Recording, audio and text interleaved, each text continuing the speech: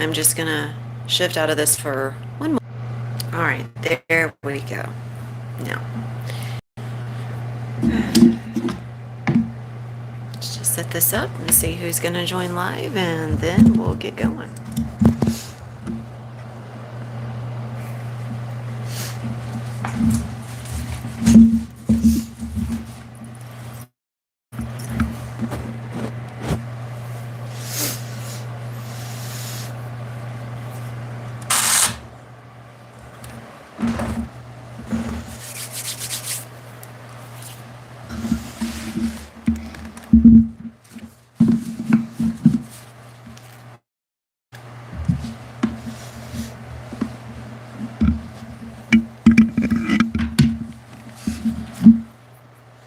And for those of you that are watching the replay, I will do my best to remember to put the timestamp in the comment section for when the live, I guess you could say the gist of the live actually begins.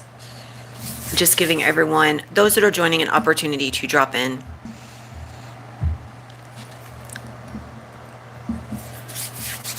Hello and welcome.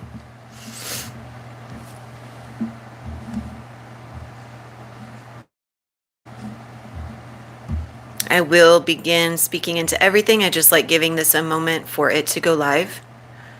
Just so everyone is aware. Hello and welcome. My name is Éoaccí, and just so everyone is aware, if there is any trash talking or any, crap being dropped into the comments, I will just block you and kick you. So it's kind of pointless. There's no sense in it. Thank you, Kinsey. Right back at you. Even though I can't see your face, I can feel you energetically because we're all connected, and I will say you are absolutely gorgeous. So thank you. Hello and welcome. I will be speaking into something that's been exceptionally powerful for myself and my clients recently, which is understanding your why you feel what you feel, why you think what you think, why you choose what you choose. If you guys have seen The Matrix, it's okay, Kinsey. Thank you for dropping in, beautiful. I hope you come back. And I am grateful that you found this channel, and I hope that what I'm going to speak into today can maybe support you in some way. So if you are planning on hanging around here, I'm actually going to be speaking into, like I said, your why. If you've seen the movie The Matrix, in The Matrix, the Oracle says that you've already made your choice. You're here to understand why. And that is a very, very powerful line because it is so true. And a lot of times we go through life and we don't even know why we are doing what we're doing. We are basically following the crowd. We're following the herd. We're doing what we're doing because we have been conditioned in a way to think that that's what we need to do, that that's what we should do, that it's right, that it's us. But I feel that for all of us, until we really go deeper, we don't really know who we are. We're trying to figure it out. We're trying to figure out our purpose. We're trying to figure out, what are we really here to accomplish? And so I really hope that what I'm going to drop in today, no, I don't hope, I know that for those, I don't want to say, by the way, hope is a word that is very stagnant. It's a word you leak into if you actually believe that hope is divine. Think about everything you've actually hoped for that you've never followed through with some sort of aligned action. Hope is like a dream that's never fulfilled. It's very, very stagnant.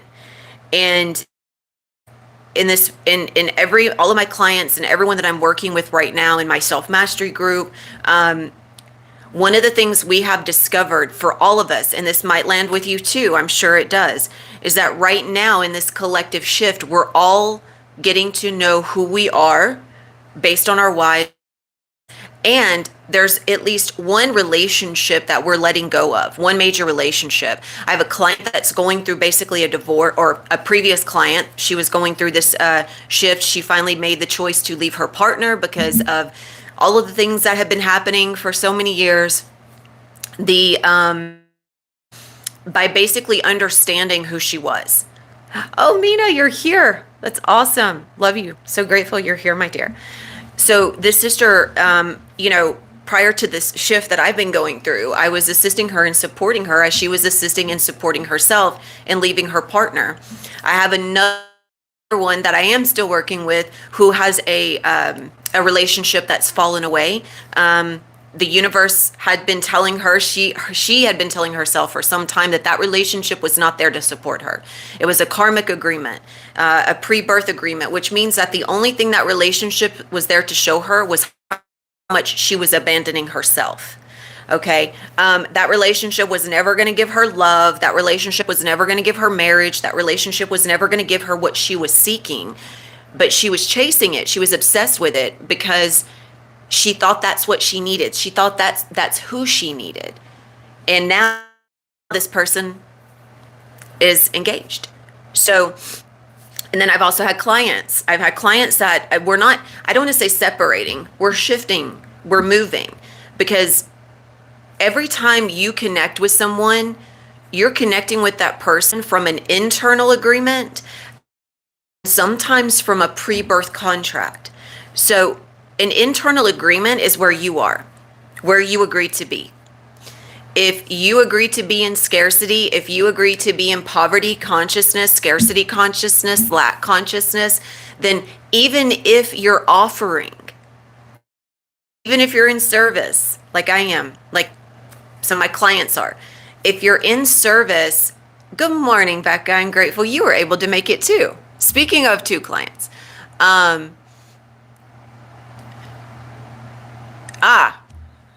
I just saw what you dropped in, Becca, in the message. And I'm actually going to speak into that. So this is some beautiful opportunities for others to learn from as well. When we connect with these people, like I was saying, from these contracts, wherever we're coming from is how we're going to connect. So our relationship with ourselves is our relationship with other people. As I have been shifting into asking more money for my most private clients, the reason why, and I discussed this in my last live and in my last podcast, is that, and I won't use names, Becca, by the way. I'm not going to use names. I'm not going to use any of the names in connection with you. I made this choice to ask for more money, not because, like I said, not because I don't want to help certain people, but because I realized that direct connection to me, I will attempt to help everyone all the time. That's a part of my soul template.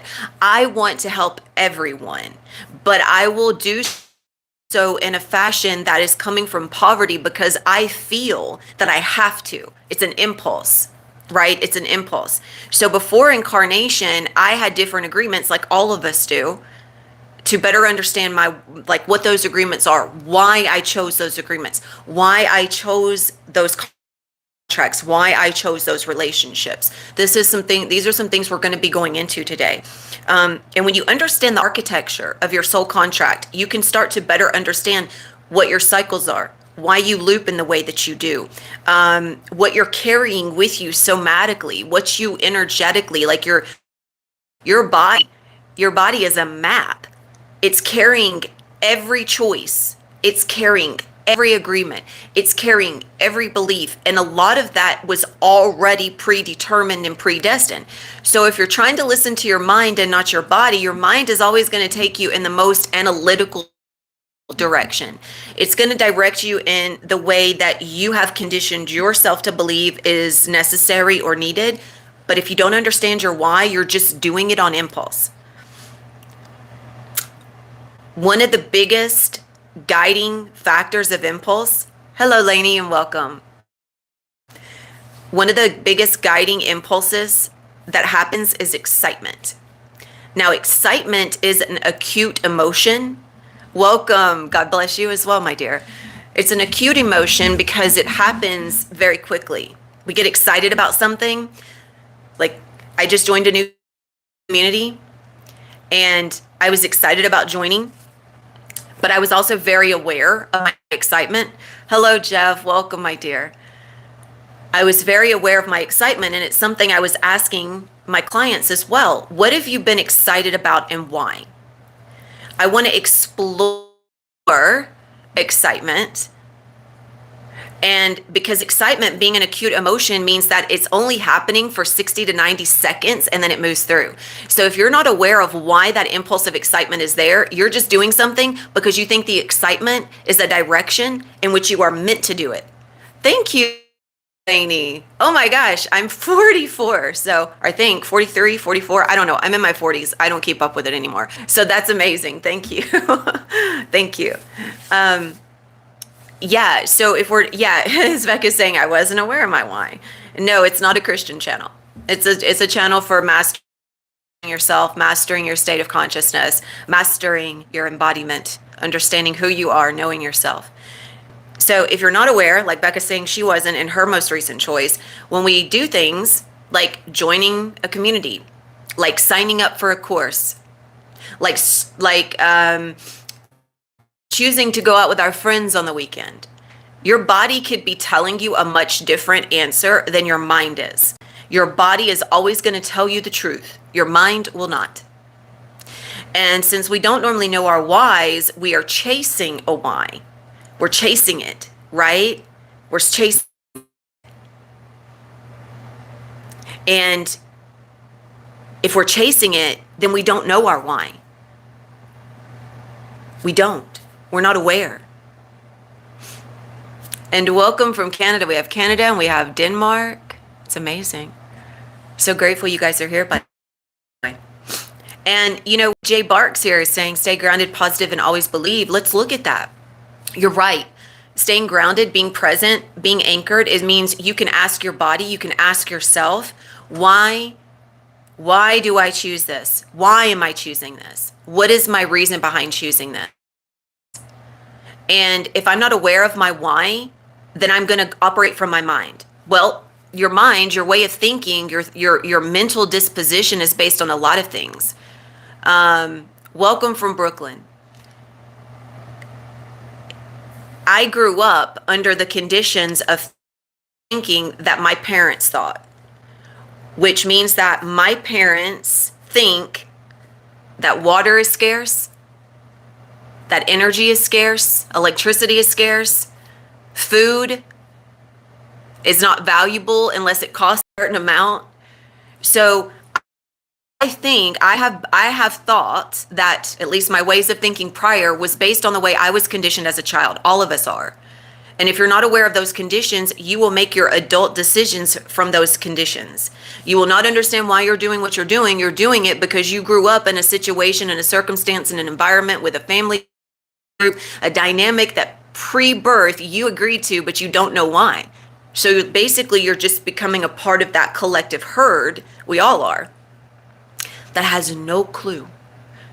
We become susceptible, gullible. Fear drives us instead of acceptance. Love is an attachment. It's a desire. We're seeking it. We need it because we don't understand it. So what I'm going to offer you here, what I hope, I know, see, I got to catch that. What I know, not what I hope, what I know is going to serve you is I'm going to be sharing from my own experiences, my own revelations, what I have moved through and how I have better understood those words, what those words mean for me and how I can apply those.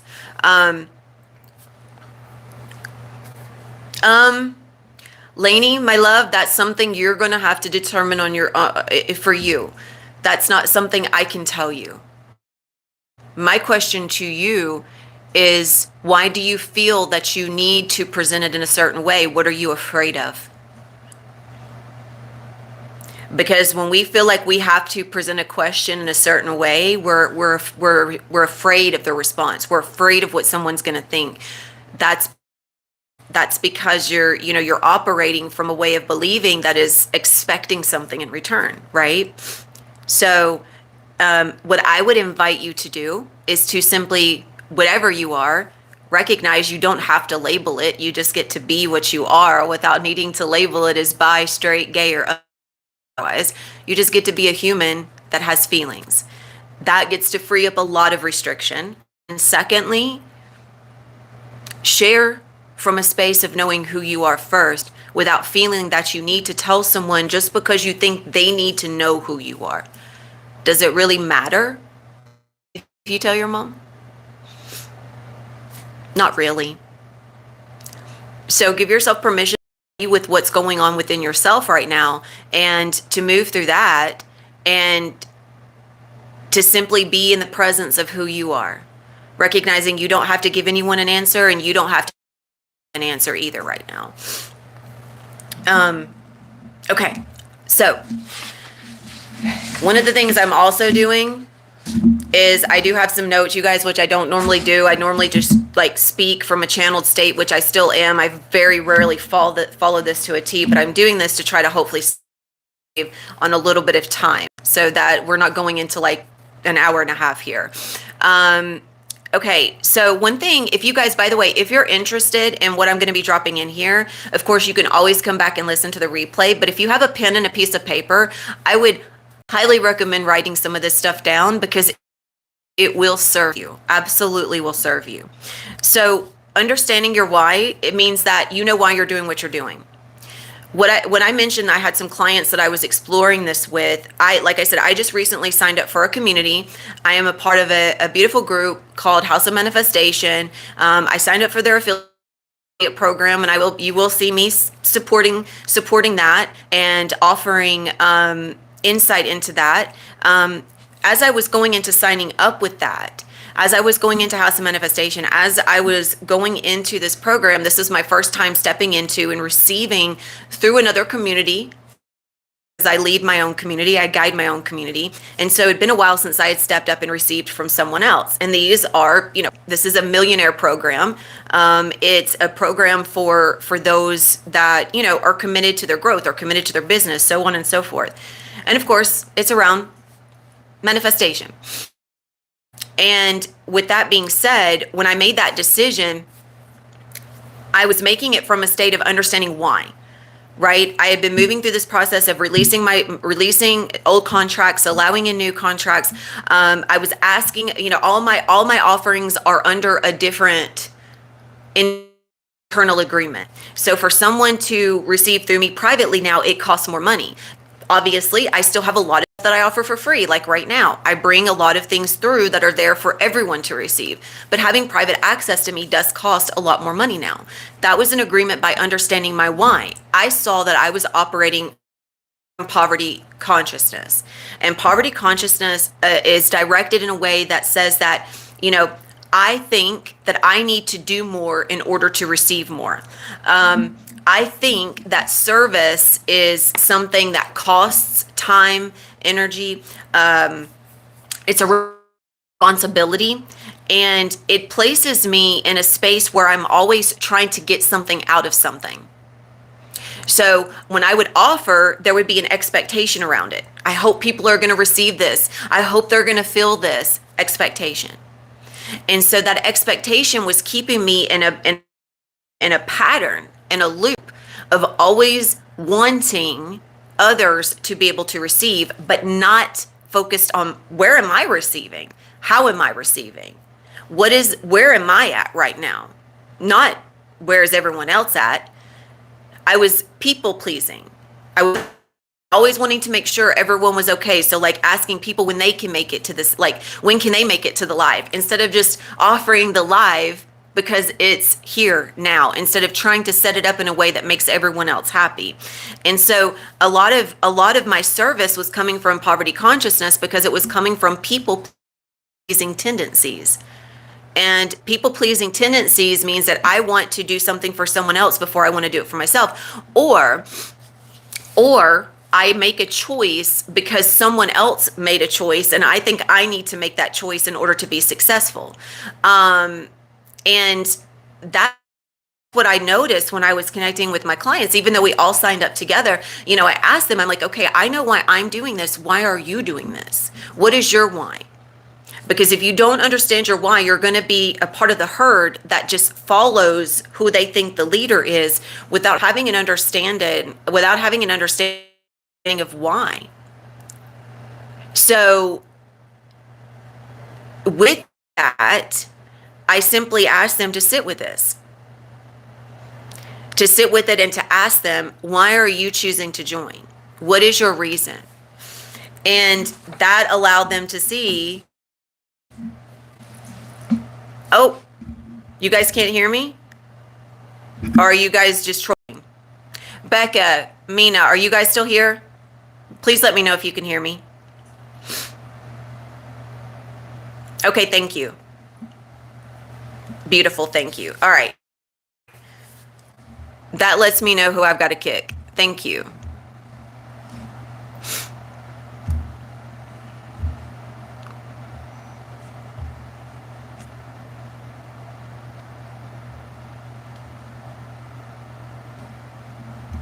Bear with me 1 second. There we go. That takes care of that. Just gonna make this really easy. There we go. All right. So if you're not understanding of why you're doing what you're doing, you're just gonna go through life following somebody else. You're gonna do it because they do it. You're gonna think that in order for you to be able to do whatever that you need to choose based on how someone else chooses. And that's imposter syndrome. It's you're imposing, you're watching, you're observing what someone else does, but you're chasing after the initial excitement and doing what you think you need to do instead of having an awareness of why. That's why excitement is an acute emotional energetic experience. It moves through, but it's not permanent. It's representing something deeper. And when I ask them, okay, so not only am I going to ask you your why, when you sit with why you're excited, I want you to go beneath the surface and see what's really there. And each of them had a story about something they were excited about: joining the gym, going back to the gym, signing up for this new community, beginning this other program. I have a client that's shifting out of my program into another program, and she was really excited about that. And I said, okay, so why? I asked that question because I sat with my why, and I realized the deeper part of me was still seeking attention. That's what the sister that was going back to the gym recognized. She was seeking attention. She didn't want the attention when she was in the gym. She didn't like it when people were looking at her, but she was projecting a frequency that says, I'm here and I made this choice because I need attention. And therefore, people are going to respond based on what you are, not what you want. What you want, that's not a frequency. That's a resistor. It's a rejector. Nothing responds to what you want. So if your frequency is not aware of itself, it's going to be attracting a lot of things to you that maybe you don't want. And you're chasing after what you want, and yet you're getting a lot of what you don't want in return. And energetically, internally, your body has been telling you the entire time what's really happening. So that excitement is covering up this fear of missing out, this fear of abandonment, the space of you that's been operating from a childhood standpoint that if I don't do this, then I'm not going to be accepted. If I don't make this choice, then people won't love me. If I don't make this choice, then people won't see me. Or excitement covering up the fear of not having direction and support. Exactly. So jumping out of one group or one mentorship directly into another. And one thing I always ask those that are mentoring with me is that if you're having difficulty showing up, you're having difficulty showing up in this space, what makes you think another space is going to fix that for you? It won't. Because it's not the space that you're having difficulty with. It's not the group. It's not the people. It's you. You have not been in the presence of your own self and fully landed in acceptance, which means you're trying to figure out who you are through everyone else instead of just unconditionally loving, accepting yourself and knowing who you are and understanding that every time you're aware of your why, you're knowing yourself. That's how you know who you are. When you know why you're doing what you're doing, when you know why you're choosing what you're choosing, when it's not influenced by any external factor, when you are not energetically triggered by an external influence, when you're not triggered by someone else or something else, you are in your why. Absolutely. Covering up fear of feeling failure and loss. Absolutely. Because it's an obligation. The choice is then an obligation, not a realization. If it's a realization, then it's inevitable. It was always going to happen that way. You didn't have to try. You didn't have to put in effort. You did not it did not require an acute emotional response to get you there. You didn't need excitement. You didn't need that drive. That didn't land there because it was new. That's what happens. When it's new, we get excited. We're like, oh, well, this is going to be the one. This is going to be the one that's going to do everything for me. And that's never the case. Even I'm discovering that as I'm a part of this beautiful community, and as I'm understanding what my role is in this and understanding myself better through this process. Obviously, I have been facing parts of me along the way that are really wanting to be seen as a millionaire, really wanting to be seen as being able to do this, really wanting to be seen as someone that is accomplished, that can stand there and be recognized. I mean, we all do. And at the same time, if I don't know myself, then I'm not doing it for myself. I'm doing it for everyone else's whys, everyone else that I have taken from along the way. Oh, you're doing this, then that's me. You're doing this, then that's me. It's everyone else's whys. It's not my whys. Oh, thank you, Jay Barks. Mwah. Thank you, my dear. Love you. Thank you so much for the encouragement. And as I was going through this process, I'm grateful you recognize that, Becca. As I'm going through this process, and I'm seeing how everyone else is doing all this at this next level, I'm also realizing part of me was trying so hard to perfect things that I realized I was going to be losing my authenticity along the way if I tried to make it perfect. My life path, who I am, who my personality is in this soul contract is not supposed to be perfect. It's not about perfection. I want to share with you really quickly some things around that. So, okay. So for me, for my life path, based on the gateway I entered into as a state of consciousness, my life is about being abstract. I'm always in transition states, always, okay? And being in transition states means that I never remain attached to any one thing. I'm always moving because I learn through experience rather than doctrination. I do not learn through doctrination. It does not matter how much you put in front of me. I know that stuff without reading it. That's me. I know it. I can access that information. I can speak about anything at any given time. I can channel the wisdom, but indoctrination does not apply for me because it's an automatic it's not meant to go along with my soul. My soul does not align with that. So anything for me, that's why when I didn't fulfill the whole college role, when I didn't feel called to do that, even though my parents wanted me to, I had the intelligence to do it. But I didn't do it because it was never meant to be where I energetically fulfilled my path. Like it was never meant to be where I landed. So for some, going through that process to then reach their, let's say their service state is necessary. They're supposed to go through school. They're supposed to get their PhD. They're supposed to learn through indoctrination, but I don't. But what happens with that is that instability forces adaptability. It doesn't mean that I have to go through chaos. It means that I go through movement before anything crystallizes. So I'm always moving. I'm always aware of why I'm moving. And I'm always allowing myself to remain in this consistent motion of gaining wisdom and knowledge through experience instead of indoctrination. That's my life path. I only know this because I consistently sit with myself and understand who I am in all regards. This is something that you can sit with, you can learn from, you can access yourself. And of course, if you do work with me, this is something we go into together. Not because I have information you don't. I'm just a reflector. I'm a mirror. I just offer a reflection. You are the one that discovers it. I just expand with you in the perception. So as this process was opening up, as I was seeing the excitement and understanding the why, I was realizing that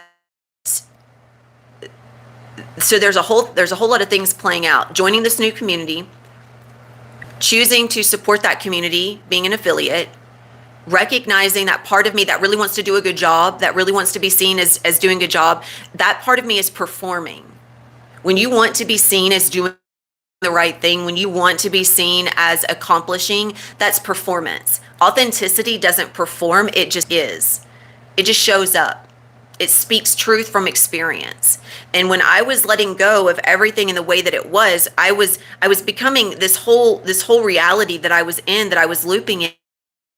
I was looping because I thought I was moving, and I wasn't. There were certain things that were changing, but not everything was changing. And that was because I was not allowing myself to see that I needed to let go of some of the things that were keeping me comfortable, like my offerings. My offerings were very comfortable for me.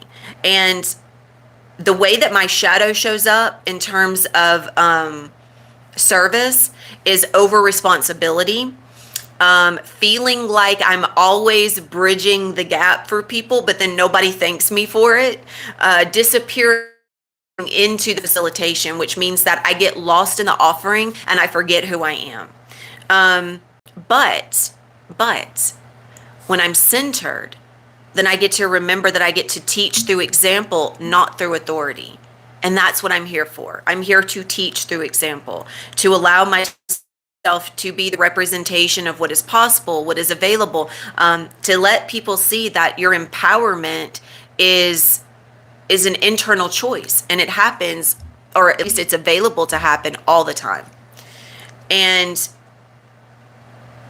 you will consistently revisit karmic positions, karmic choices.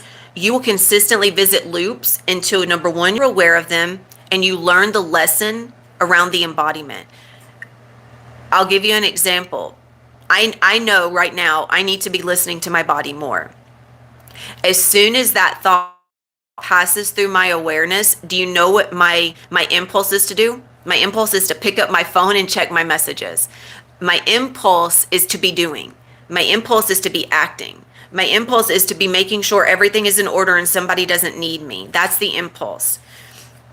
That's what keeps me coming back to this that's what keeps things looping for me, is because I'm not paying attention in the way that I should, or the way that I could.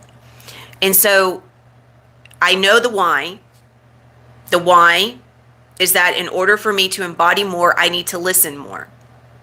Listening is not just hearing, it's being with, it's sitting and paying attention to yourself, paying attention to your thoughts, paying attention to your feelings, and exploring why things are happening in the way that they are. And these loops are going to continue to come back around. And if not in a space of receptivity, you will hear the opportunity and you will reject it.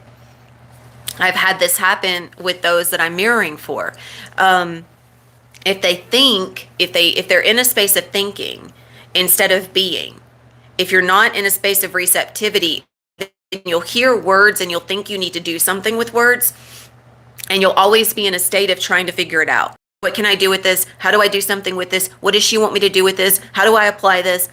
When you're being, or you hear it through a lens that is offensive, it's personal, it requires explanation, you don't feel heard, you don't feel seen. But the truth is that everything is offered in neutrality. And so those words were never personal. They were filtered through a lens that sees the world, and it's like the world is always wanting something from you. The world needs something from you. You got to do something, or if you don't, you're going to be held accountable. If you're still standing behind that lens, when you observe something, when you hear it, when you receive it, it's going to be filtered through that expectancy. So your nervous system is always going to be hyperactive. It's going to be inflamed. That inflammation is signals, and it's sending signals that says we're not safe, we need to do something, we need to figure this out. And if and therefore you're always going to be in seeking mode. You're going to be trying to fill the void of whatever you think is wrong, because you're out here looking, you're looking instead of being. And being is not necessarily silence. Like I said, being is listening. If you're just in silence, then there is a place for that, but there is an opportunity here to recognize that mastery through receptivity happens because you can hear who you are. You can hear it, you can see it. And when you're in that receptive mode, it doesn't matter what's happening outside of you. You don't go into a choice because you feel like things will collapse if you don't. If you're under a fear that the world is going to collapse around you by making a choice, then you're operating from a nervous system that is impulsively choosing, because it believes that bad things happen if you don't do something in a specific way. So I'm going to ask you, there's a few things you get to apply here. A lot of times we use the words I choose, like I choose to be happy, I choose to be healthy. I'm going to ask you to shift from I choose to, or even I connect, like I'm connected to my higher self. I'm connected to God. I'm going to ask you to use the words I choose when to connect.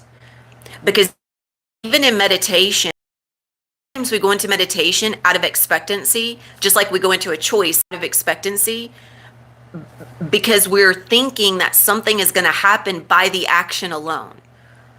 So we go into it hoping that something is working for us instead of through us. A true meditative state, you are choosing when to connect, and therefore you are choosing through your conscious awareness on your availability to receive. If you show up in an exchange with someone and you are not aware of your own state of consciousness, you are not in receptivity, you're just in, yeah, I hear you, but I'll get to it, I'll do it, I don't understand, I don't know, what did you say, I don't know what you meant, you didn't hear me. All of those are the limited conditions placed on an identity that doesn't receive, it only hears what it thinks. And when you hear what you think, you're not available to receive. You're rejecting receiving. Hello and welcome. By the way, sorry, I had to reset my comments. Welcome. Great. How are you? And with that,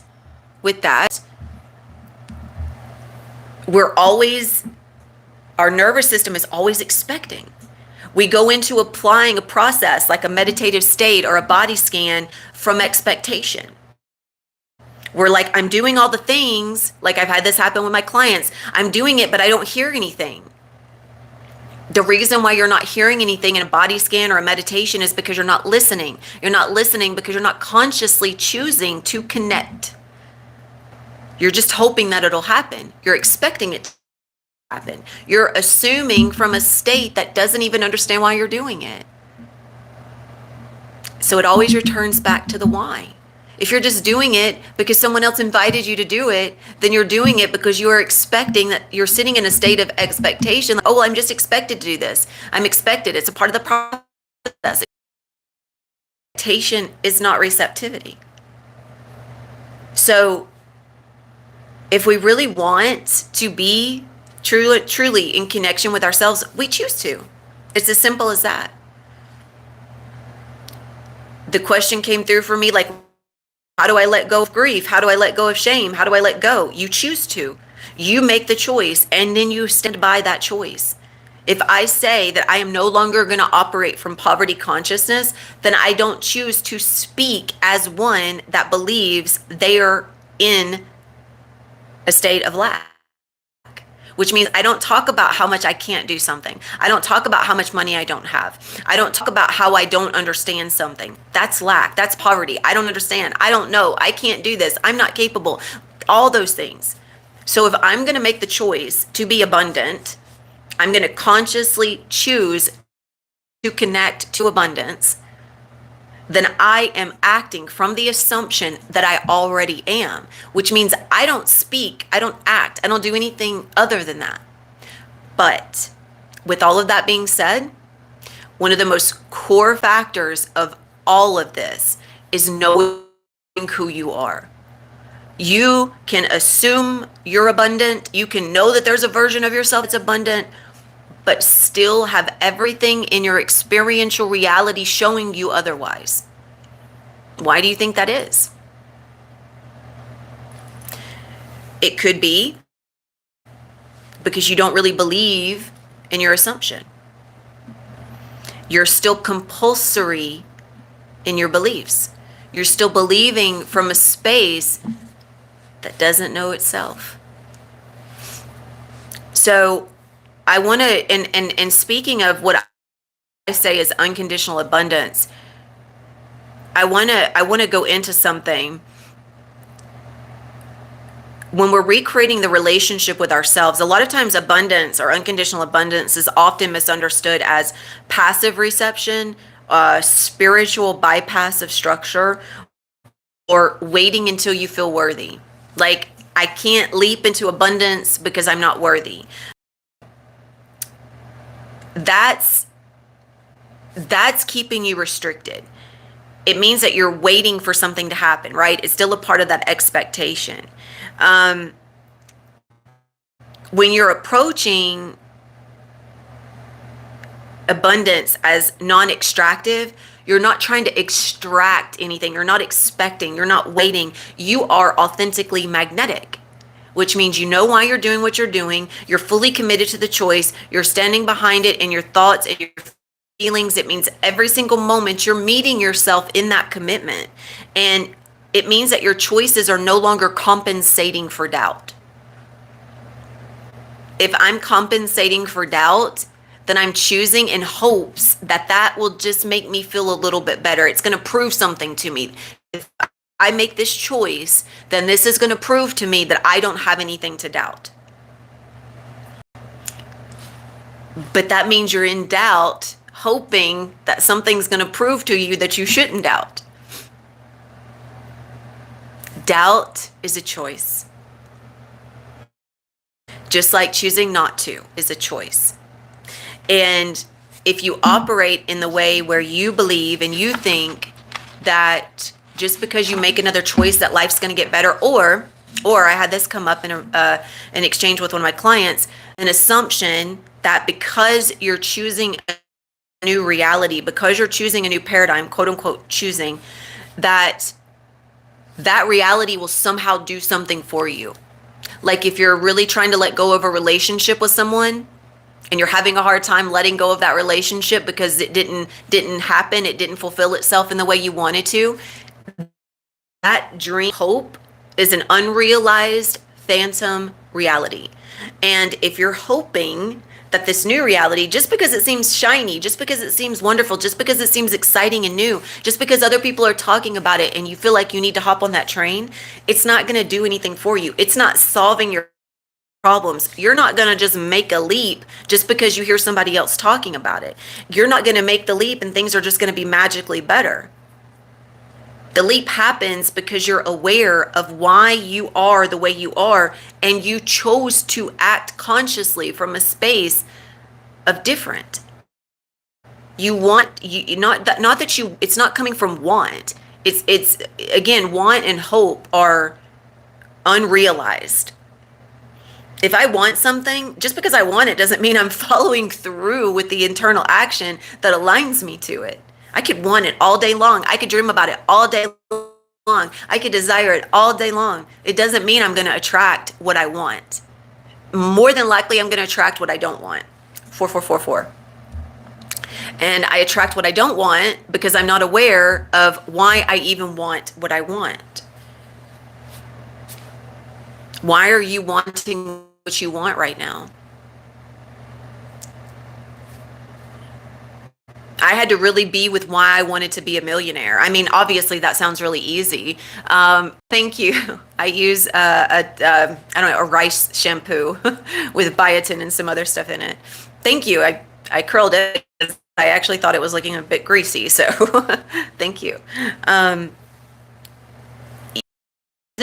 are you choosing the millionaire abundant status because it gives you an opportunity to be validated? Omar, welcome, my dear. So grateful you could make it. We're kind of getting to the end here, but I do hope you get to revisit it. Thank you, Omar. Love you. I love that, Pauline. I'm sorry, Mina. I love that, Mina. Mina says I have also assumed that to be abundant, I need to figure out how to become a millionaire. I know that one. So Mina's asking me, why do I want to be a millionaire? If I can share that. Absolutely. So when I was exploring this question, at first I was like, you know what? I don't know. Obviously, it solves all my monetary problems. And if I'm a millionaire, so that's an easy answer. It solves all my monetary problems. I can do anything I want to do. I can be free. Okay, that's the basis, I feel like, for all of us. I feel like we can all agree to that. But why am I really choosing it? For me, I don't want to be a millionaire. I am internally existing as one that understands their worth. And if I understand my worth, then millionaire is simply a reflection of that worth. So is a dollar. $1, $100, a million. My worth is not just in the million. My worth is in every dollar that passes through me on my way to connecting to a million. And simultaneously, every dollar that passes through me along the way means that I have touched $1 million. So I'm not attaining $1 million. I already am a millionaire. I've already touched $1 million. I have already energetically connected to $1 million. My nervous system, though, was not recognizing it in that way. It was trying to achieve something. And if it's trying to achieve something, then it's a goal, it's a hope, it's a dream. So for me, when I speak about my choice to connect to the millionaire, I'm going to reframe that. I'm not connecting to being a millionaire. I'm not connecting to being seen as being a millionaire. I'm not trying to be a millionaire. I am internally accepting of my worth, which is in every moment receiving my worth as a millionaire. So this means I know what I get to ask for my time and energy. I know what I get to offer in time and energy.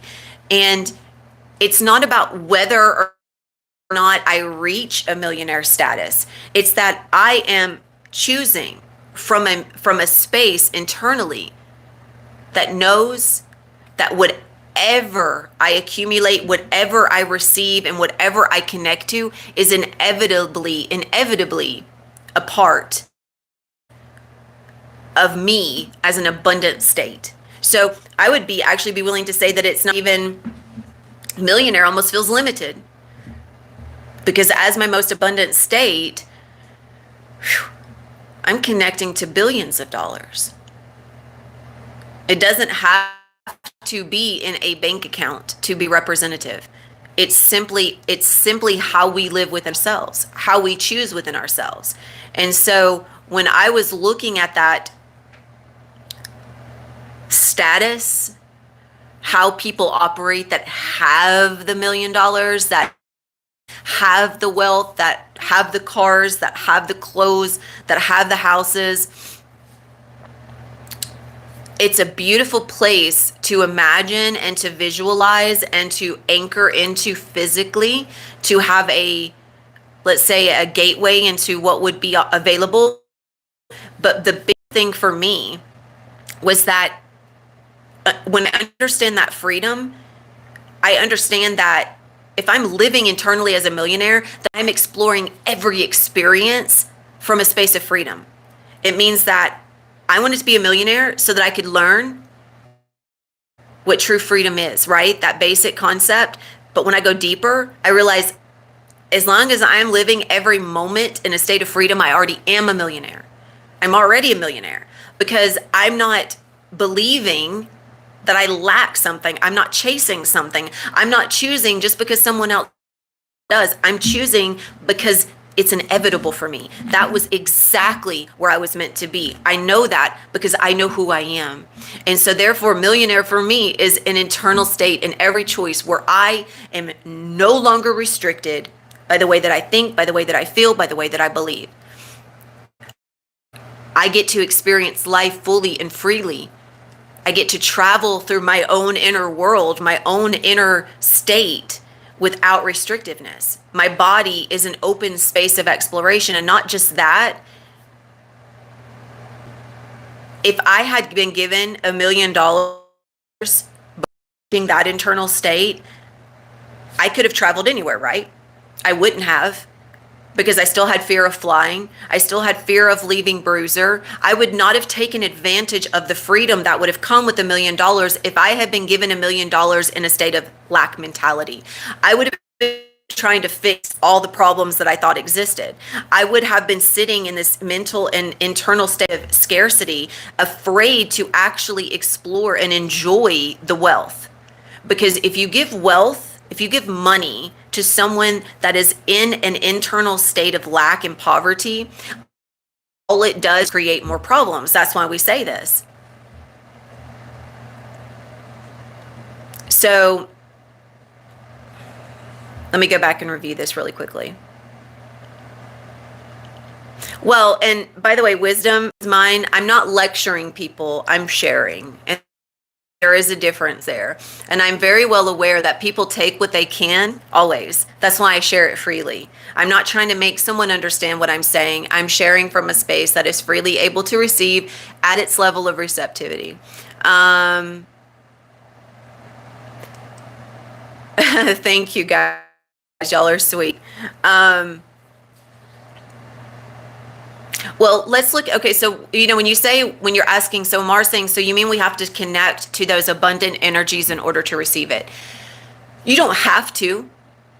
I mean, honestly, I don't want to place have to on it. I want to say that it's necessary to, or it's, no, let's say no. Yeah, it is necessary. I will say it is necessary because that's why there's that song, they always say more money, more problems. And that's so true because money does not solve problems. People look to money when they are operating in a state of lack and scarcity, fear. They're in fight or flight. Their nervous system is always trying to figure out a better way because it doesn't feel safe in now. Like right now doesn't feel safe.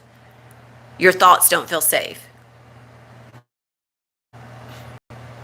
And I believe is the proper response, alaikum shalom.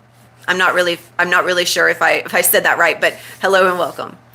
So if someone, like I said, if someone would have given me enough money to travel the world, if someone would have given me enough money to do everything I could do, it doesn't mean I would have done it. It means that I would have been scraping it. I would have been putting it back. I would have been holding on to it for fear of never getting more because it would not have been coming from an abundant state. And not only that, now, as recognizing what true abundance feels like, which means that I'm moving in a way where I don't feel like someone is going to persecute me. I don't feel like there's repercussions for my actions, at least a lot more than there used to be, especially with my parents. I used to want From lack and scarcity, it begins with the relationship you have with your parents. And obviously pre-birth, because all of us have brought plenty with us before we became consciously aware of ourselves again in this body. And this is a system. It's a complete system. It comes completely equipped with everything you need to learn your lessons, to evolve your soul, and to land in a completely new and different paradigm. So, true abundance, I would say, is peaceful. It's not excited. It's not overly blissed out, because we have to remember that bliss, excitement, again, they're acute emotional states that are also, they're seeking something. Like if I need to feel, if I'm blissed out, then there's got to be a polar opposite that I feel at some time. If I'm excited, then there's a polar opposite that I'm going to feel at some time. In neutrality and neutral presence, we're balanced, which means we're peaceful. Everything is harmonious. We're not blissed out or excited, but we're also not grief stricken. We're not in doubt. We're not sad. We're not in judgment. Okay. So, and an abundant choice, which leads to the more abundant choices you make, the more abundance you receive.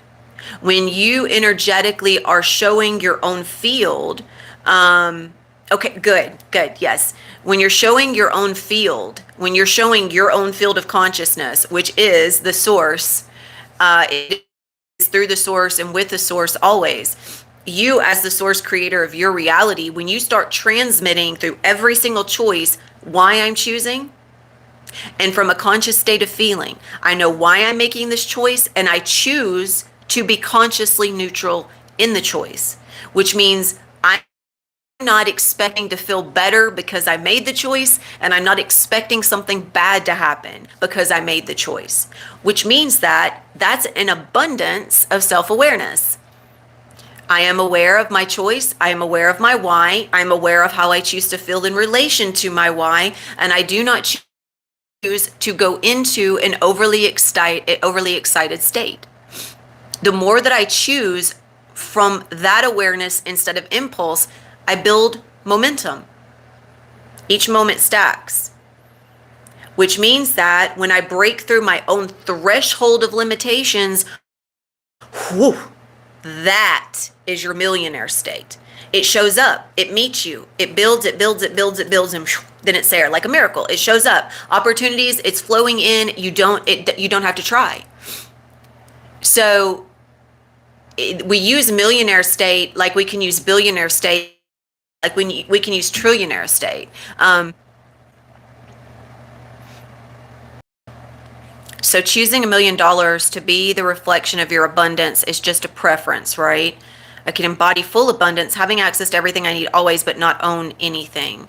Can you clarify that very last part, but not own anything? And yes, it's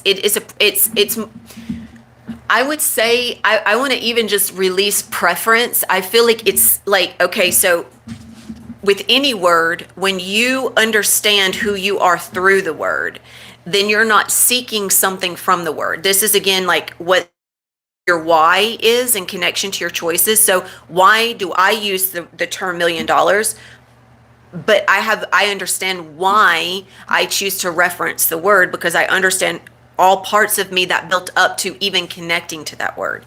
Okay, so there is a lot of dimensionality. It's not just one thing. It's like, right, not just one direct path. All those moments where I understood where I kept myself in lack gave me an opportunity to better connect to a monetary amount without restriction. So I'm going to use something that will give you a little bit better clarity. When I started, and I shared this story, but I'm going to revisit it. When I used to see people offering their services and asking for like $10,000, I thought it was offensive. I'm like, who the fuck is going to pay that for private services from someone? I thought it was absolutely offensive. I thought it was crazy. I didn't think it was right. I thought it was, like I said, I just thought it was offensive. So, oh, thank you, Matthew. Sorry, you guys, I'm having to go back and look at some of these comments. So just give me a moment, and I'll catch up. Let me finish this thought real quick. So when I was thinking that way, then I was choosing to view a specific monetary amount through a lens of lack, which means that amount offended me because I believe that it's too much. Why do I believe it's too much? Because I have a belief system that's still operating from not enough and too much. Like growing up around a mother that thought paying a certain amount for groceries was too much. Okay, so the moment I recognized that I could see that amount differently was when I started shifting into what we would say is like a millionaire status, where money is not a restriction. It's the way you think, it's the way you feel, it's the way you believe that you choose. That's the restriction. So is it a I guess it could be a preference, but I feel like it's a little bit even more than that. It's a recognition of every moment where I release the restriction around my belief system. So then I started seeing how that amount could be an opportunity, how it could be a celebration of energy exchange, not restriction. So if I can see it as a celebration, that means that, well, maybe the reason why people have been consistently falling off is because I was meant to be shifting paradigms. Well, if I'm meant to be shifting paradigms, what is it about this paradigm that I'm still holding on to? Well, one of the biggest factors that kept coming up was money. I'm offering and I'm literally asking little to nothing, and people still aren't signing up. I offer so much for free. Everybody says it's valuable, but nobody's paying. So why? Obviously, because my belief system says, well, you can't receive more because you've already said that more is offensive. You believe that receiving more is offensive and you've already hit your limit. So you can give and give and give and give all you want, but you can't receive more because you're not allowed. That's what I determined, right? Through my belief system. So when I started seeing it as an opportunity, when I started seeing it as an availability, then I stopped restricting myself from being cut off from that line of my own flow. So that's why I asked more. That's why I'm asking. Now, if you want to work with me, you sign up for 6 months to a year, no less. I am offering a 3-month initiative. I'm giving that a try, but you still have to pay it in full, which is $3,333 for 3 months. And what I offer, and there's a reason obviously for that, is recognizing my worth. It's also asking a very specific frequency of my worth to show up. Those that are committed, because if you can invest that money without flinching, like I've said, then you don't have a restriction on what you can receive. You don't have a restriction on what you can invest. At the same time, this is why I offer this stuff freely. I want you to know why you're doing it. Because if you're just doing it to do it, then, I mean, I appreciate the money, but I'm not going to be able to support you. Not fully, because you're not going to really be showing up. You're just going to be going through the motions. You're just going to be throwing money at me and going through the motions. And I mean, that's your agreement. You get to do that. I mean, I've realized where I don't need to be, I hold no responsibility anymore for that. If people want to pay me and do absolutely nothing with what they pay for, that's their choice. But I offer no refunds. You know, once you invest, it's a commitment. It's teaching you to be committed. So with the millionaire status, it's a reference for my own inner availability to how I see money and how I see myself in connection and in relation to money.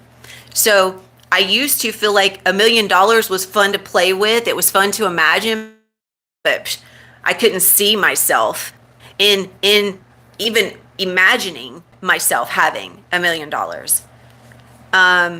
And so therefore, if you have $1 million, but you go and you live like a sage or a hermit, then you are not fully in a state of abundance. That's another thing I've learned, right, Mina? Because that's something that came up in our. Oh, thank you, beautiful, thank you.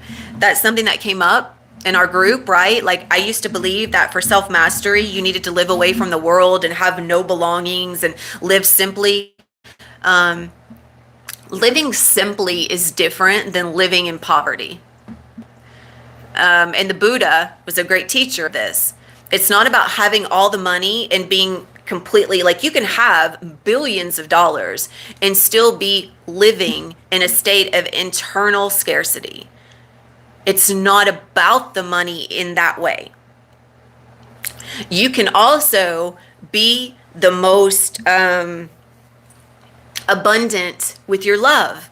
You can be the most abundant in giving yourself. You can be most abundant in what you believe is offering yourself, but you're getting it from a state of lack. Thank you. Love you guys. Thank you. Beautiful. So if you give from lack, and by the way, y'all are beautiful. Thank you. So if you give and you give from poverty, then you give what you think you're supposed to be seen as someone that is giving. True spirituality means you live in spirit. You live in an abundance of faith. And this means that there is nothing, there is no choice that can do you harm. There is no choice that takes from you or gives to you, which means even the choice to focus my offerings in the way that I did was not to get money out of people. It was a commitment to my own internal state of self-worth that says, hey, I would love to support you, but we both have to meet each other together to where I can and where you can support yourself. And if you're supporting yourself in abundance, like I said, you're not going to be haggling over how much you invest. You're all in. See the bag? When I get finished, yes. When I get finished, you can. So owning or exploring your physical reality is a gift. I used to think that, I think your talks are based on Samadhan and was that Vipassana? I'm not for sure. They might be, I'm not for sure. I'm not, Samadhan, that sounds kind of familiar, but I'm not really for sure. I'm not familiar with those words or those names. Anas, hello Anas. So Mina, to answer your question, oh, okay, see, okay, that's beautiful then. That's beautiful to know that my own experiences, because I'm speaking from my own experiences. I'm not directly familiar with any, one of the things I spoke into very early on, Omar, was that my life path is one that learns through experience, not through doctrination. Not that, I'm not talking about doctrination like mind control. I'm talking about just reading texts. So I've never actually read any of the texts by Buddha. I'm aware of the teachings just simply as it's passed through my field. But I've not directly communed or connected with any of the direct teachings. However, I am aware that all master teachings fall into this design because it's about awareness of yourself. That's what every master teacher teaches, is awareness of the self. This is what I hope I get to pass on to others. It's my legacy of love, if you will, is to invite everyone to join me in an awareness of who you are. That's how I share who I am with everyone. That's what I'm sharing with you here, is what I've learned. It's coming from my experience. It's how I have shifted and explored myself differently. And I knew when I began this journey, I knew my entire journey would be around self-mastery. And since I knew that, for the longest time, I was seeking self-mastery. I was trying to be seen as a master. It was performatory. Look what I know. Look what I can do. But that's not the case anymore since I went through the process of, it's okay, since I went through the process of understanding myself. So when we look at money, when we look at the millionaire status, billionaire status, trillionaire status, if you cannot enjoy the money because you are in an abundant state of self-acceptance, then the money is a problem. Why would you want all that money? Why would you even choose to go after that money if you were not going to enjoy it? It's energy. You're supposed to move through the connection with the energy, and the energy moves through you. So every time you have $1 in your bank account, bless the moment. Every time you give $1, bless the moment. Every time you receive $1, bless the moment, because that's your energy. It's your energy. If you're worried about the bill you're going to pay, if you're worried about the job you're going to get, if you're worried about how much something costs, if you make a big deal out of that, you're not in the blessed state. You're in the restricted state. Your nervous system is like, oh my gosh, this is bad. Something's wrong. What can we do? I need to fix this. This is terrible. What are the solutions? And your nervous system is inflamed, and it's always, always, always, always, always impulsively going.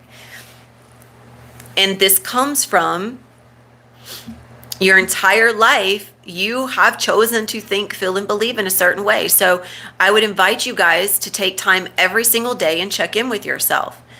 Ask yourself, as I go into this day today, who am I? Who do I choose to be? Who do I consciously choose to connect with in myself? You know, who are you when nobody's watching? Who are you when you get your coffee from the barista? Who are you when you order your meal in the drive-thru? Who are you when you're at the restaurant? Who are you when you're in the Uber? Are you sharing yourself energetically from a state of internal safety and security? Or are you always assuming something is bad, something is wrong, something is negative? Are you on the attack or are you on the defensive? Where are you? Who are you?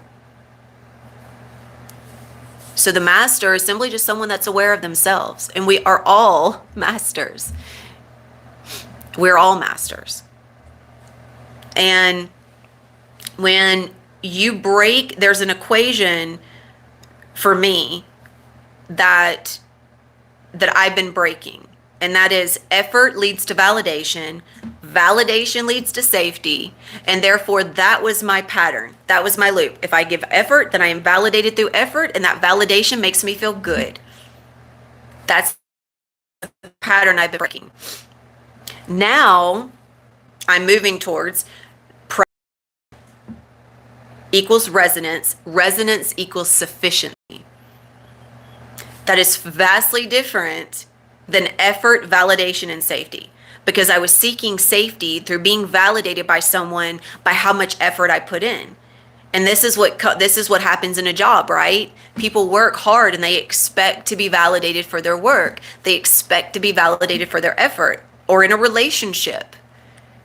So that is an equation. It's a pattern. We do it. We're seeking something. And therefore, when we start to shift out of that, there is some discomfort that's going to happen. Like I said, true abundance is crippling to the nervous system, not because something bad's happening, but because you're breaking down all of those old patterns and equations. You're not responding. You're choosing to no longer respond through a nervous system that believes something's bad. Sure. Okay, do you want me to give the old one versus the new one, or just the new one?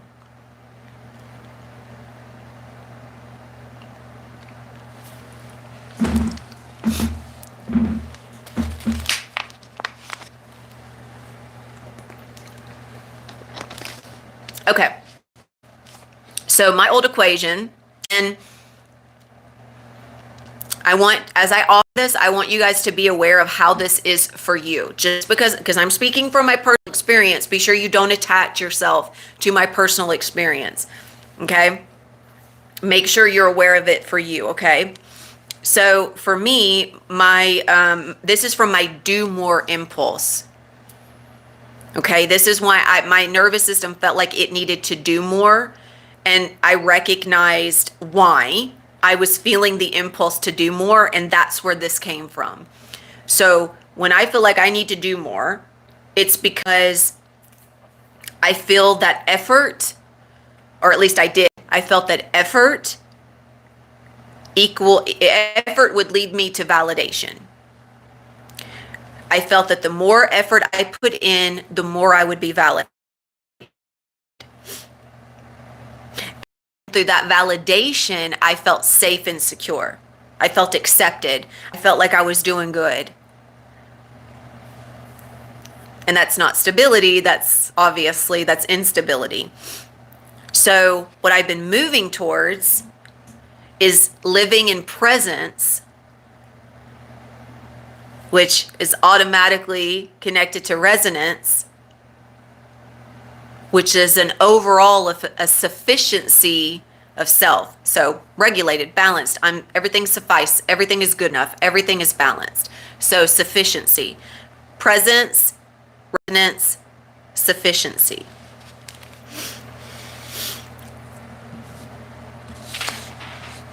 Now, as you're shifting between the old equation and the new equation, it's gonna be uncomfortable. And if it's uncomfortable, you're on the right track. But be aware of your discomforts. Discomfort can be a sign of unconscious suffering, where you are just uncomfortable because you're not facing into yourself. There is a discomfort that happens when you're facing yourself, you're consciously choosing different, you're aware of your whys. There is a discomfort there. But there is also a discomfort from running away, bypassing, choosing from the same space all the time and not actually changing. There's a discomfort there. It's unnecessary suffering, but it's a choice. So be aware of your discomfort, because that, obviously, if you're aware of your why. Okay? Now, when you're shifting and you're recalibrating your choice, when you're aware of why you're choosing, let's say you want to shift into a more abundant state. Let's say you want to reach a millionaire status. First, know your why. And that's not something you achieve. You're not achieving a millionaire. You're not trying to achieve a status. That's the old system. That's the old system. And in this shift, it's a calibration. It's not a fix. There's nothing wrong with you. You're not trying to fix something. You're not trying to change it. If you think that your life is bad, then you're going to have to learn to be in acceptance with your life in the way that it is before you can reach any other reality.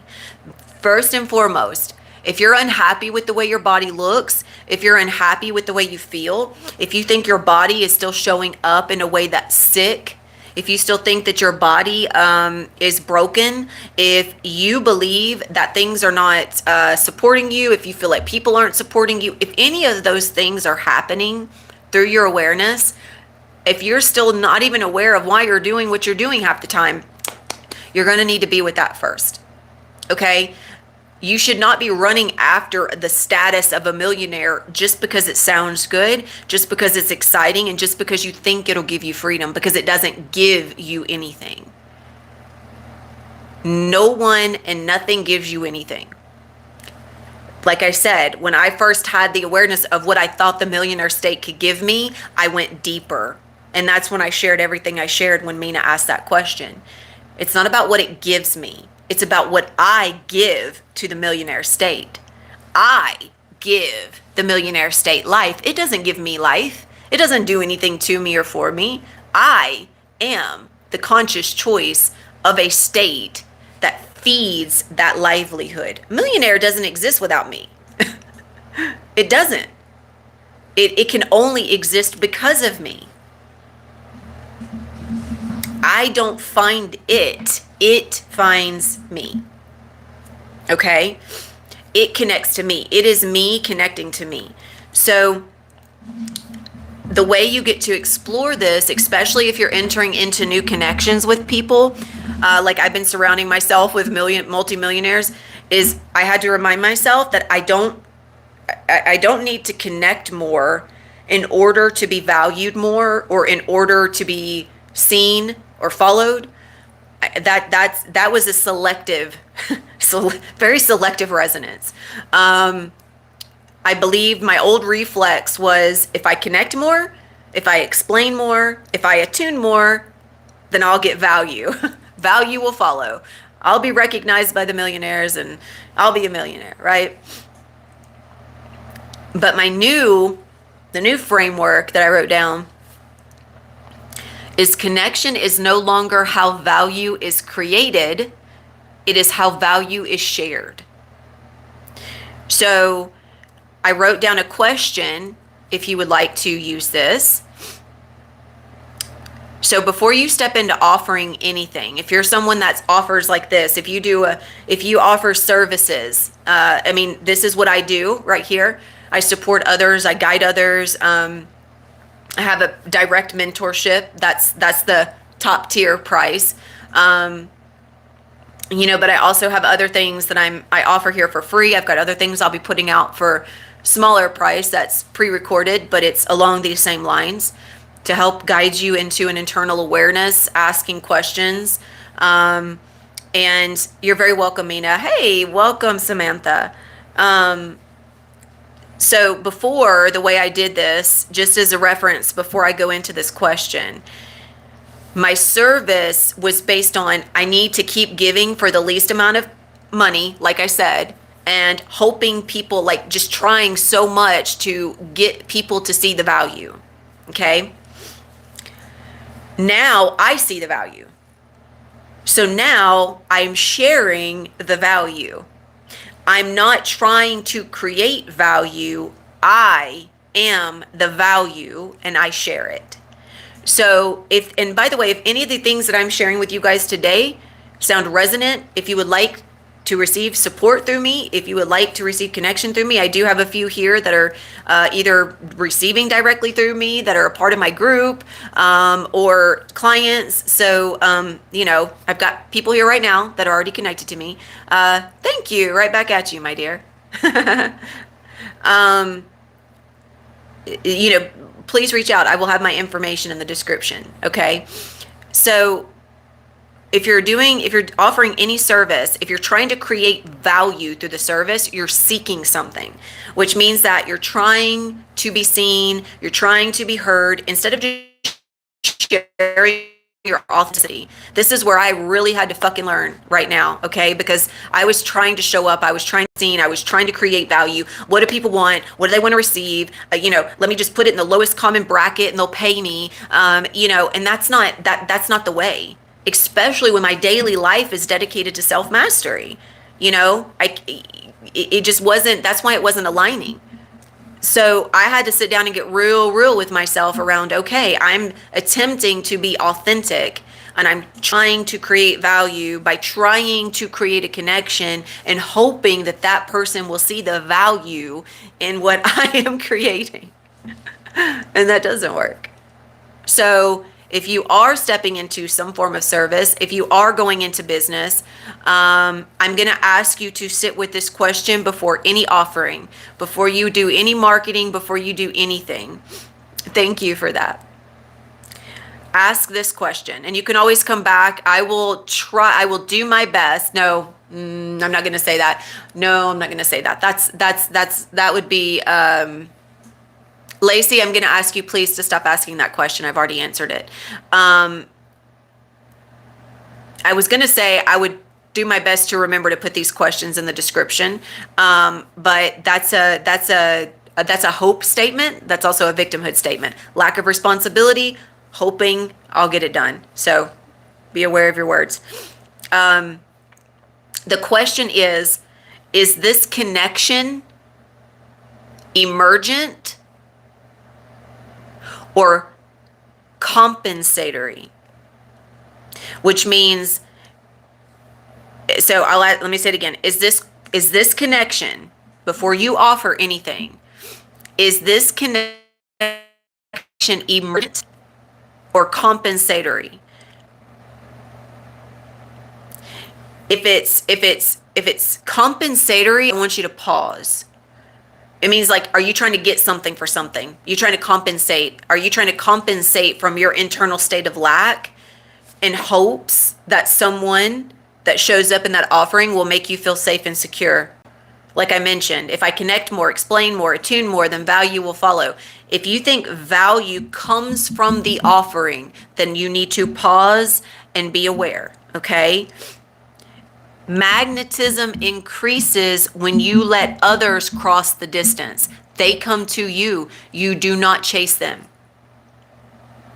If the connection is emergent, then it's coming forward.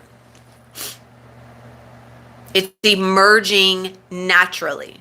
Okay? So if it's emerging naturally, if you're not chasing it, trying to get something, if you have to chase this person down and ask them if they want to do something, it's compensatory. You're trying to compensate. You're trying to make something happen. If something or someone is meant, if it's truly aligned, if it's inevitable, it shows up. And the relationship that you have with that person or that thing or whatever it is when it shows up, that's what you have to you have to be decisive around. Once it shows up, what is it there for? Is it there for a moment? Is it there for a month? Is it there for a year? What's the relationship that's for you to be with, okay? So you don't want to overly attach an expectation to anything, okay? Because some things, literally, in terms of your soul growth, are only supposed to be like they're a cataclysmic, momentary connection. It's a cataclysmic moment. That moment of connection, and that's it. That's all that was necessary. Oh, thank you, Omar. I'll give you a follow back. I appreciate you being here and showing up and committing yourself. I really do. That's beautiful. So once you determine what the connection is, I want you to also recognize that stability follows embodiment, not the other way around. If you're seeking stability, or I'm sorry, if you're seeking embodiment, then you're not in embodiment. Because this is also something that's come up with before. I know this is not through you, and I must be stable, prepared, and clear before I claim space. You are already space, and you are already in it. It requires nothing of you, okay? Is it cutting for anyone else?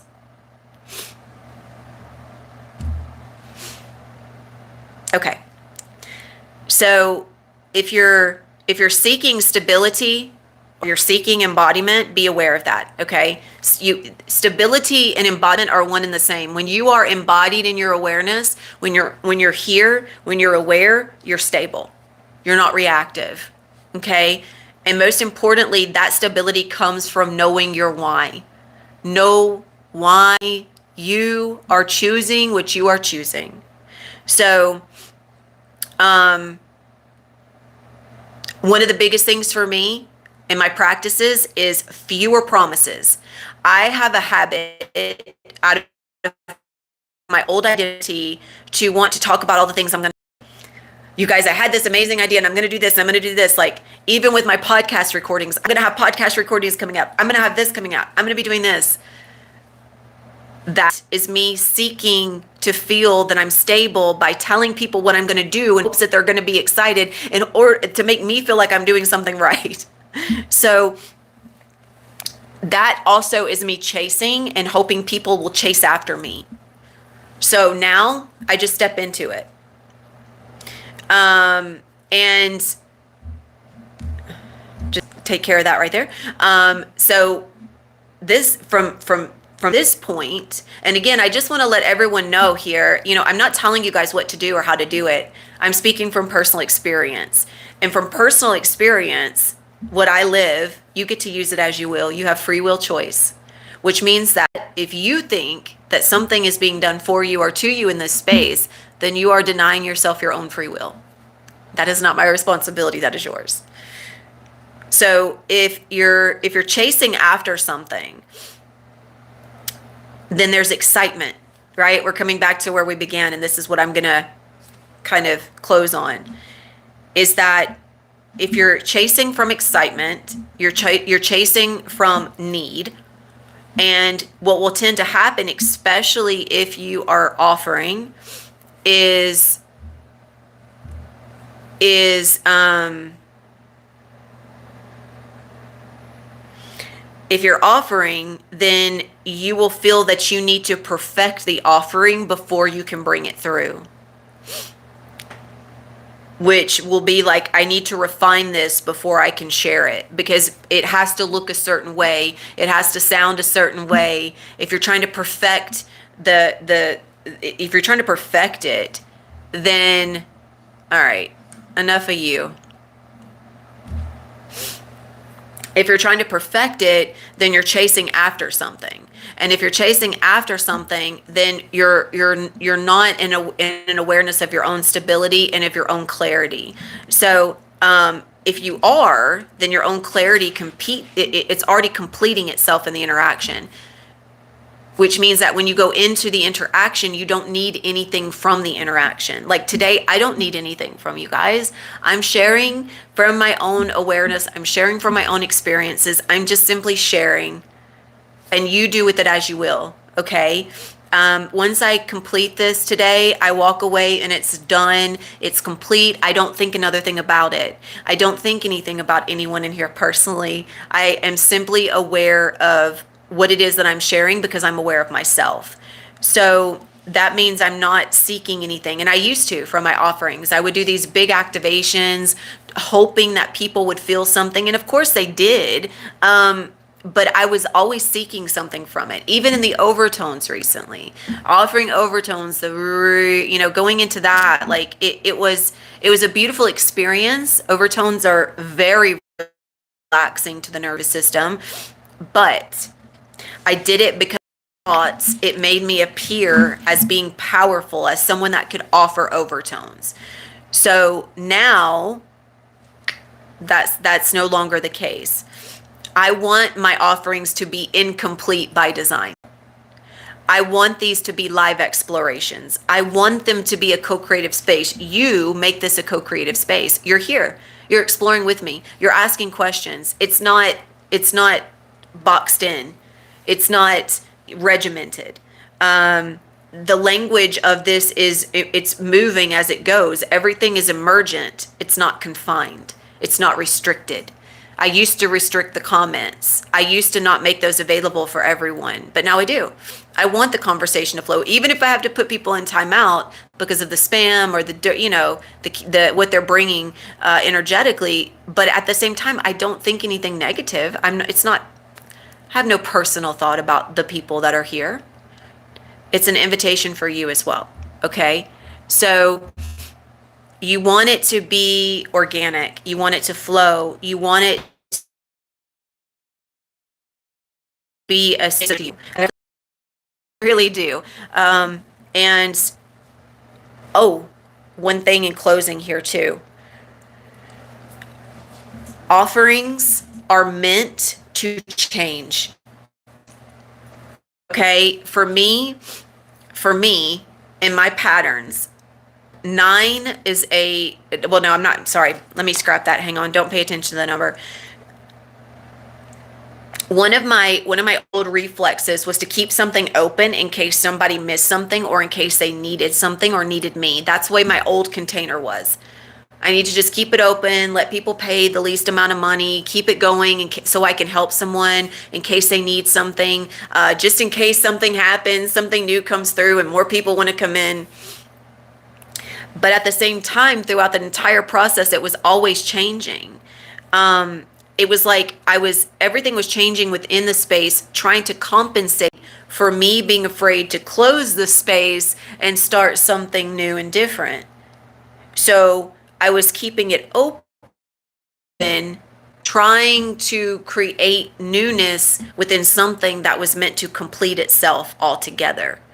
So completion is what makes space for abundance to circulate. Those that are closest to me right now, you know how much I've been closing out. You know how much I've been letting go. I have shared with you guys all the things that I've been completing.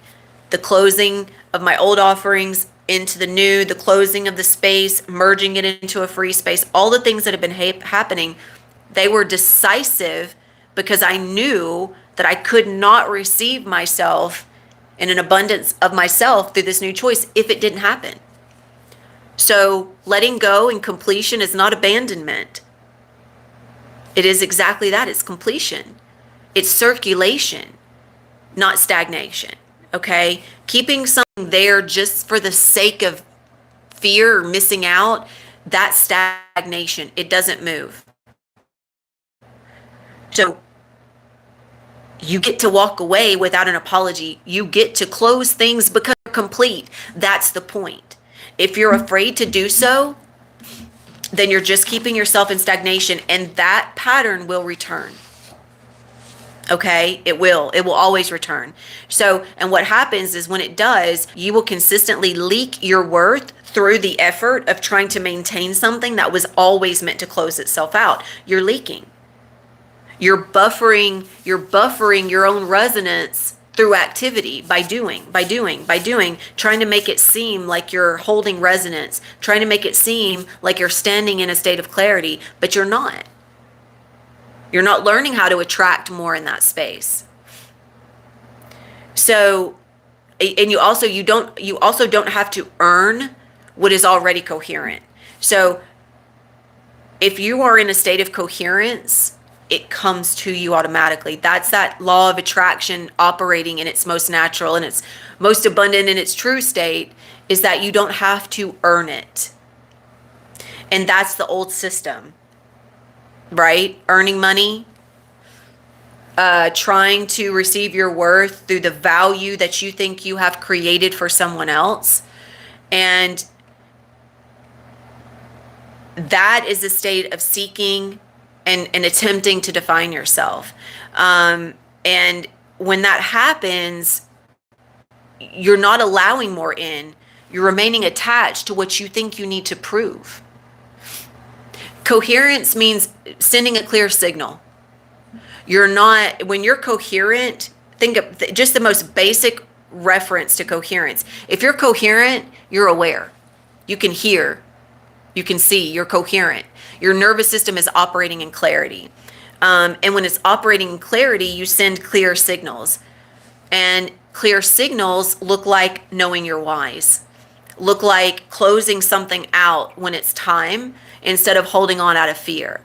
Like instead of leaking your worth through effort, you reclaim your worth through presence. It means not being afraid, slow down, listen. So I'm in coherence myself, that is not seeking something from the answer.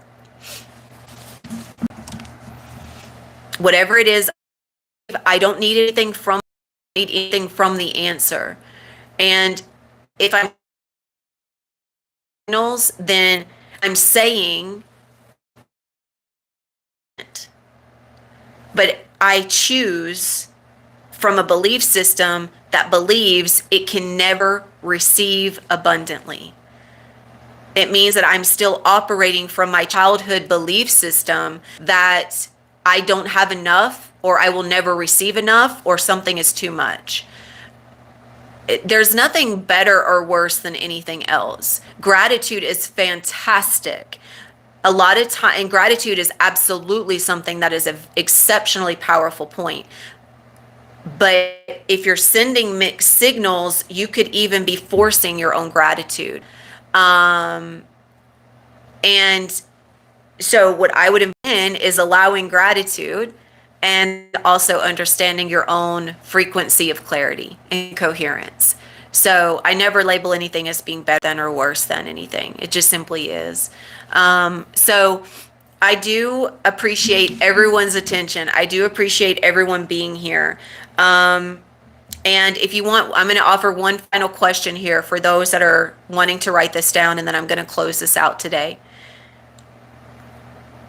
And this is just the simple daily calibration, just brings your awareness back in. And the question is, where am I adding effort to feel safe?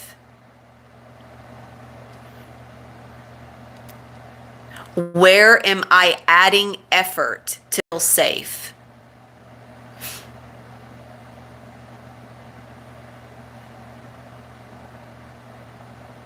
And coherence through presence works for you.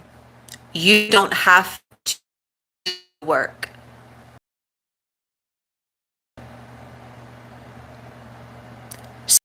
Presence and you are incoherent. That's your process of building brick, knowing who you are, knowing your why, all of the things, the acute emotional responses, all of the different images, belief system, brick by brick by brick. You understand who you are, and you don't have to force yourself to supply effort to feel safe. Then your nervous system reclaims itself out of fight or flight, returns to balance, coherence, harmony, allows things to come in instead of forcing them, which then, of course, it's fractalized. You have to force something because you're not aware of who you are and why you're choosing. It's always going to manipulate it. It's going to fractal it. It's not going to be whole. You're not going to feel whole. You're not going to feel complete when you get it. You're always going to be wanting more. This reclamation is filling in many gaps, and now after years, I understand my real why for leaving the space and walking away from what I originally thought I was going to miss out. That's beautiful, Samantha. I'm so grateful to hear that.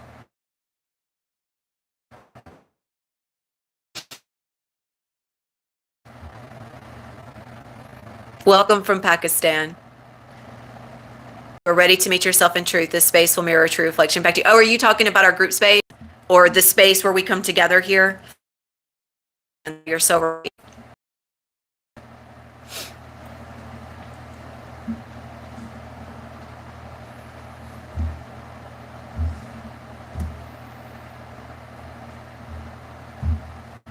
Thank you for that. So thank you all. Thank you for being here. Thank you for joining me. I mean, I just saw that we have been here for an hour and 45 minutes, you guys, and it has not felt that way. Seriously. I mean, this is amazing. And, instead of our group space, yes, I do have a free space if anyone is interested in joining. I always put the information in the descriptions. So if anyone is interested, we'll have my email available. And through that email, you can reach out to me, and I would be more than happy to invite you into the space. It gives you a direct connection with me, the information I share. And obviously, if you are interested in carrying that over into a more private mentorship or work with me, you have an opportunity. So absolutely, alternate timelines are happening all the time, depending on what you're choosing and what you are aware of through the observer effect. So wonderful, Mina. I'm so grateful to hear that. And thank you, Omar. Thank you. I've heard that a few times. It's a beautiful reflection. It's a beautiful mirror. So thank you. All right, my loves, closing this out for today. Thank you so much. Thank you for being here. If this video has supported you in any way, please like, please subscribe, please be on the lookout for more lives coming in. That really, really, really supports me. And I really appreciate that support coming back. And that's only if that feels resonant to you and for you. So thank you, my dears. I look forward to seeing you next time. And until then, just look forward to everything in the description. And if you require some further support or assistance, then I will send that to you. Good night, Omar. Good night, everyone. Goodbye.